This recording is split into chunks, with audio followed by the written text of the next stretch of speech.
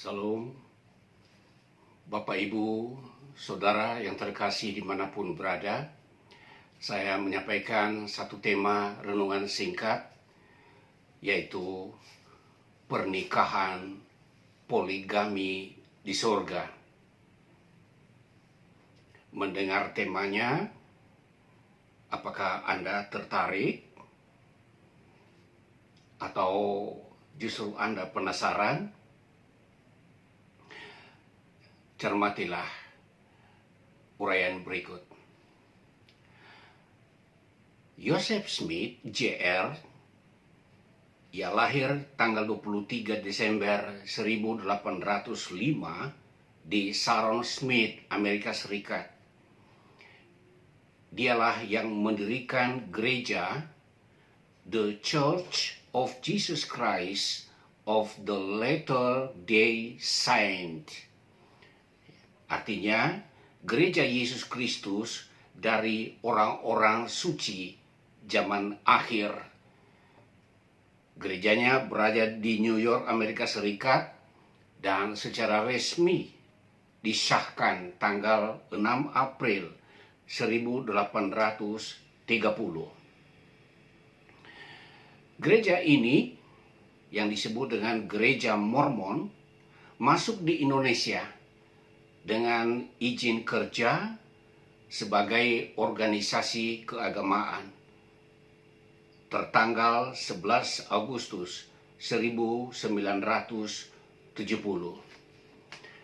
Dalam ajarannya, Allah Bapa dipercaya sebagai pribadi yang tidak berbeda dengan manusia biasa. Sama seperti kita, saya dan saudara. Ia mempunyai tubuh, mempunyai daging, dan mempunyai tulang. Hanya saja Allah Bapa ini memiliki tubuh yang mulia dan sempurna.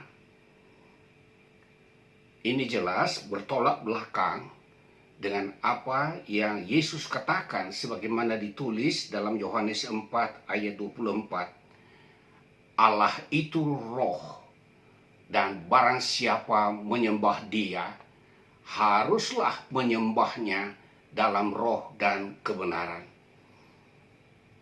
Jadi Allah itu roh. Bagaimana mungkin Allah memiliki tubuh seperti tubuh kita, memiliki daging, dan memiliki tulang? Ya, inilah ajaran Joseph Smith. Kemudian dalam pengajarannya bahwa Allah itu belajar menjadi Allah sehingga meningkat dari level ke level, dari kesanggupan yang kecil kepada kesanggupan yang besar, dari anugerah ke anugerah, dari kemuliaan ke kemuliaan. Bagi gereja Mormon, proses ini disebut eternal progressive, yaitu perkembangan kekekalan atau keabadian. Jadi bagi mereka, Allah Bapa itu seperti mengalami semacam evolusi. Dia berkembang. Dalam perkembangannya, ia belajar sampai akhirnya ia menjadi Allah. Ini jelas bertolak belakang dengan apa yang ditulis di dalam firman Tuhan, seperti dalam Maleakhi 3 ayat 6 dan Yakobus 1 ayat 17, bahwa Allah itu tidak berubah dan di dalam Dia tidak ada perubahan. Artinya tidak ada perkembangan, tidak ada yang namanya evolusi bertahap. Sebab Allah itu pribadi yang absolut dan Ia kekal tanpa ada perubahan eksistensinya. Hal yang lain yang mereka ajarkan di dalam gereja Mormon, bahwa Allah itu memiliki banyak istri. Jadi ia berpoligami di surga. Istrinya sangat banyak. Dan ketika tiba saat yang ia rencanakan datang ke bumi, maka ia membawa satu istrinya ke bumi. Sementara istri yang lain yang banyak masih ditinggalkan di sorga.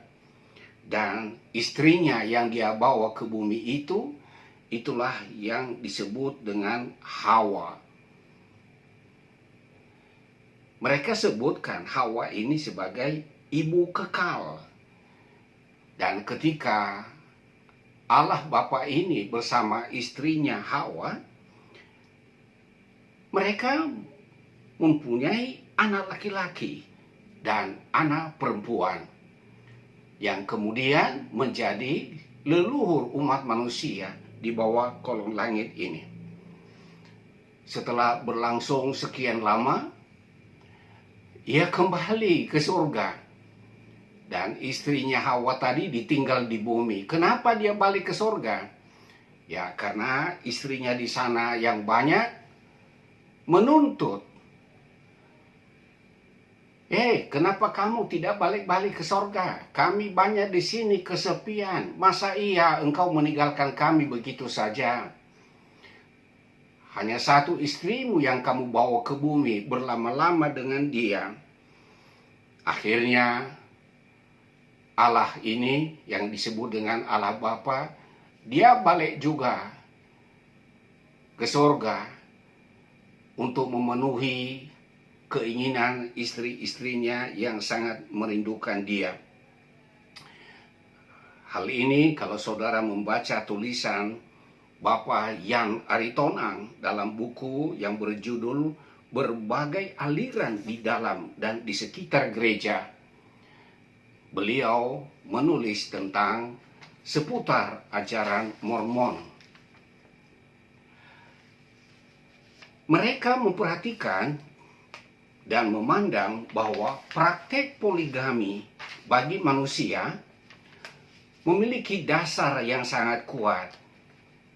Karena orang yang berpoligami di muka bumi menurut mereka itu meneladani Allah sebagaimana Allah yang berpoligami di sorga. Bahkan menurut Joseph Smith, poligami adalah doktrin tersuci dan terpenting yang pernah diwahyukan pada manusia di muka bumi. Itu ditulis oleh Jan Aritonang dalam bukunya yang judulnya telah aku sebutkan tadi di halaman 355. Dan bahkan selanjutnya Joseph Smith tandaskan, tanpa ketaatan ajaran itu tak seorang pun bakal mencapai kepenuhan kemuliaan pada kehidupan kelak. Dalam ajaran Mormon, poligami merupakan tujuan hidup yang paling mulia. Bahkan juga menyangkut hubungan suami istri. Pernikahan itu bukan hanya di bumi, tetapi akan berlanjut di sorga. Dan pernikahan yang berlanjut di sorga akan melahirkan anak-anak bagi mereka dalam wujud roh. Untuk mencapai maksud tersebut, maka di dalam pernikahan sebelumnya calon pengantin laki-laki dan perempuan harus mengikuti suatu acara khusus di mana kepada mereka diadakan pengurapan alat kelamin. Alat kelamin pria sebagai calon mempelai laki-laki diurapi. Alat kelamin wanita sebagai calon mempelai wanita diurapi.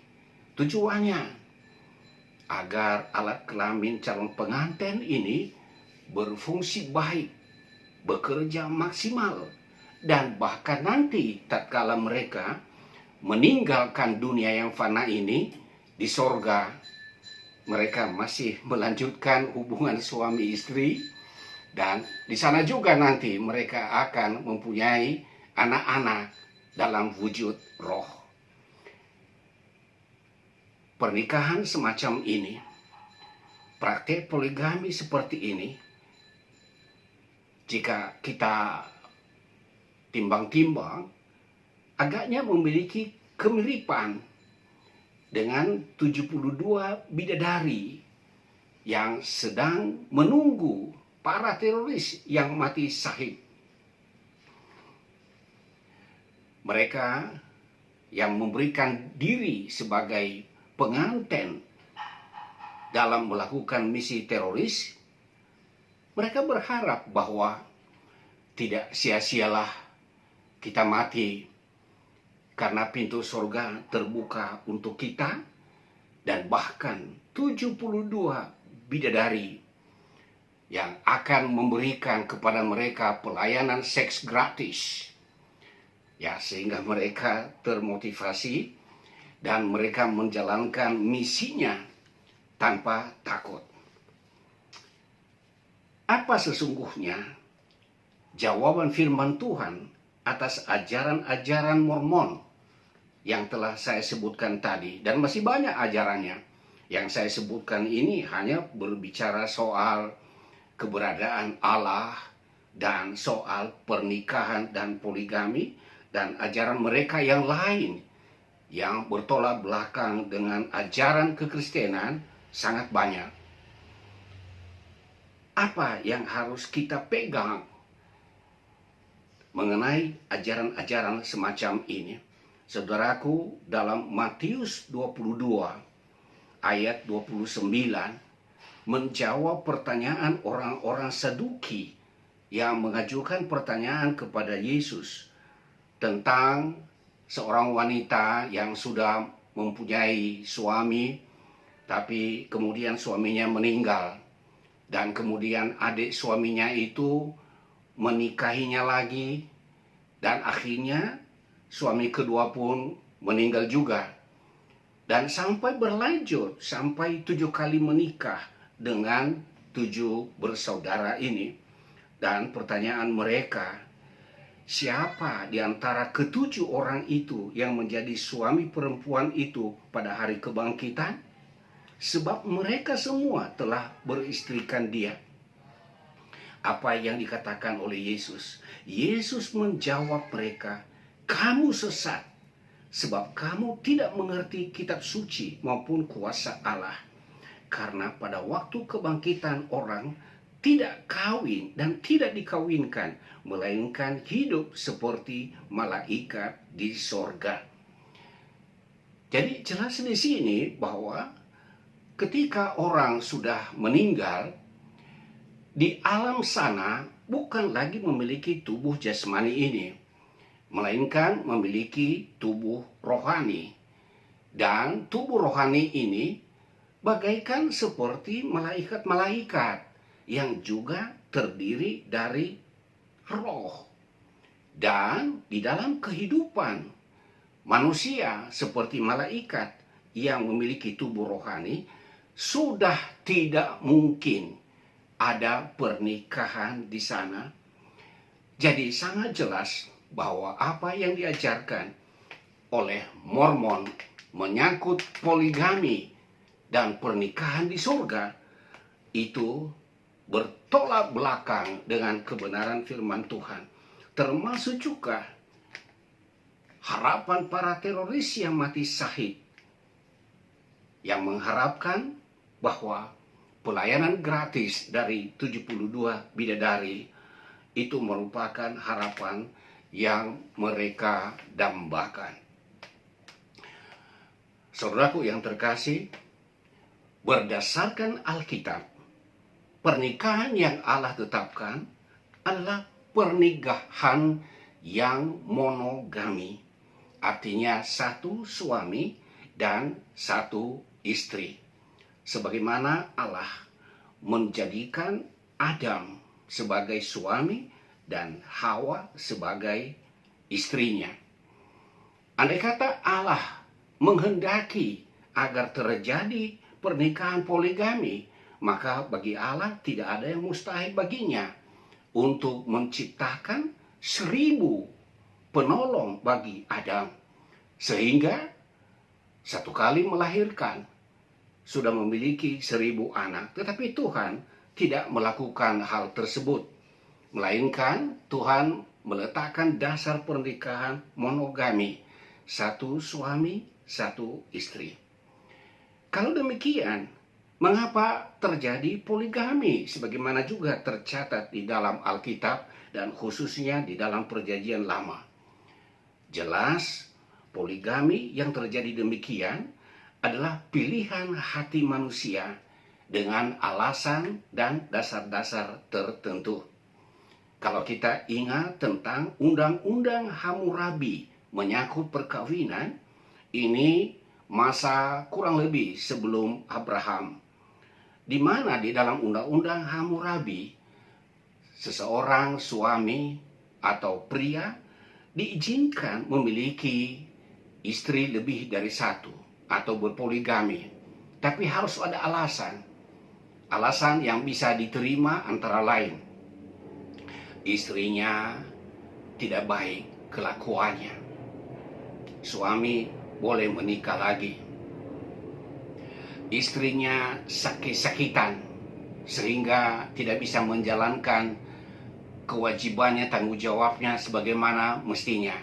Nah, suami diberikan kelonggaran baginya, bisa cari satu lagi istri. Atau misalnya mereka membutuhkan tenaga kerja karena tanah yang mereka olah cukup luas dan itu membutuhkan tenaga kerja. Maka untuk alasan ini, seorang suami bisa memiliki beberapa istri. Bahkan ketika dihubungkan dengan kepentingan politik, orang juga punya alasan untuk melakukan pernikahan poligami dengan motivasi memperbanyak hubungan dengan orang-orang yang ada di sekitarnya. Nah, sebagaimana halnya yang dilakukan oleh Raja Salomo yang memiliki istri 700, gundiknya 300.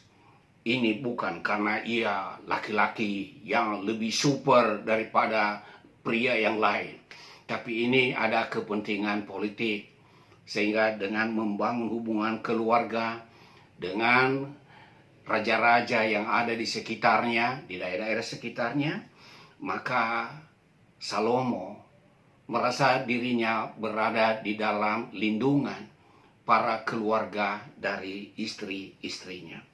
Saudaraku yang kekasih, dapat digarisbawahi bahwa tidak ada pernikahan di alam roh, termasuk di surga. Segala hubungan antara manusia, termasuk hubungan suami dan istri, berakhir saat meninggal dunia. Apakah suaminya lebih dulu meninggal atau istrinya? Yang pasti bahwa ketika mereka dua-duanya sudah meninggalkan dunia fana ini, tidak ada lagi lanjutan pernikahan di alam sana. Itu sebabnya hendaknya kita waspada atas kegiatan keagamaan yang menyebut dirinya gereja atau menyebut diri komunitasnya dengan gereja Yesus Kristus, tetapi ajarannya syarat dengan penyesatan. Legalitas secara hukum itu tidak dapat kita identikan atau tidak dapat kita terima begitu saja, seolah-olah itu sama dengan ajaran sehat. Kita bandingkan misalnya seperti gereja setan di Amerika, itu ada pengesahan karena itu menyangkut hak asasi manusia. LGBT juga itu mendapatkan legalitas secara yuridis. Berbeda dengan negara-negara lain yang tentu memiliki pemahaman yang lebih utama melihat dari unsur etika moral dan nilai-nilai keagamaan. Jadi tidak semudah yang terjadi di Amerika, di mana setiap komunitas memiliki hak untuk mendapatkan pengakuan dari negara. Saudaraku yang terkasih, harap saudara tidak tertarik dan tidak tergoda dengan pernikahan-pernikahan di sorga atau pelayanan seks gratis dari para bidadari. Hal itu semua hanya merupakan tipuan setan belaka. Kita harus berpegang pada kebenaran firman Tuhan dan kita melakukan apa yang berkenan kepada Allah sebagai wujud bahwa memang kita hidup mau menyenangkan hati Allah, bukan memuaskan kehidupan duniawi. Kiranya firman Tuhan yang singkat ini dengan uraiannya yang sederhana bisa memberikan pencerahan bagi saudara-saudara yang mendengarkannya. Tuhan memberkati.